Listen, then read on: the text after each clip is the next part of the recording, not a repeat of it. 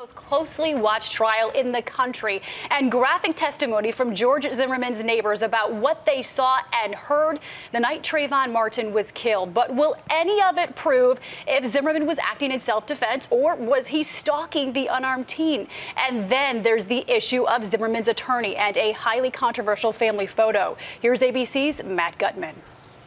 This morning, this selfie by defense attorney Don West stirring even more controversy into the Zimmerman murder trial, already the most racially charged in memory. West is pictured with two of his daughters eating ice cream cones. The caption, "We beat stupidity celebration cones." A representative for West said he shot it Monday, but one of his daughters, Molly, posted the picture Thursday after West spent nearly 2 days attacking the credibility of the prosecution's star witness, in part by exposing her inability to read this letter. I don't read cursive. West said through a spokesperson he denied knowing his daughter had posted the picture and called the caption grossly insensitive. But Zimmerman's defense seemed to make headway Friday when the prosecution's witness, John Good, helped reinforce some of their argument. The person who you now know to be Trayvon Martin was on top, correct? Correct. And he was the one who was raining blows down on the person on the bottom, George Zimmerman, right? That's what it looked like. He said he saw Martin pounding Zimmerman. It was claimed Martin slammed his head into the pavement. But in the dark, the prosecution asked, how much did he really see?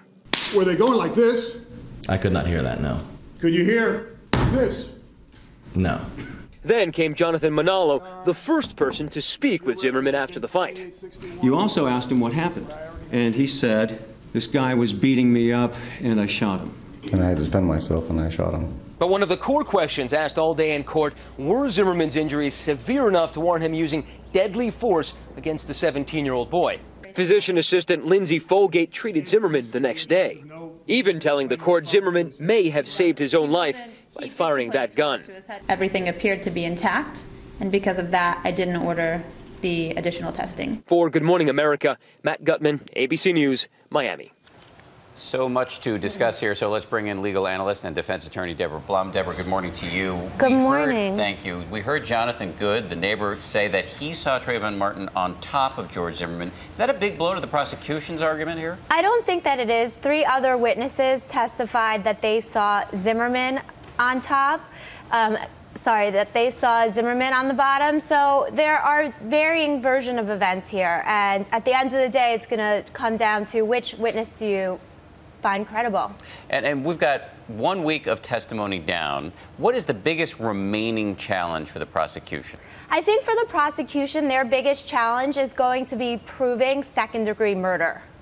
And can they do that? I mean, what's the bar for that? Well, they have to show that there was indifference for human life and that there was evil or malicious intent. And here I think that they can do that. Also, the defense is going to have to show that Zimmerman's use of lethal force was justified. And I don't believe, based on the testimony so far, that they can show that. It's going to be up to him to testify and explain why his lethal force was justified.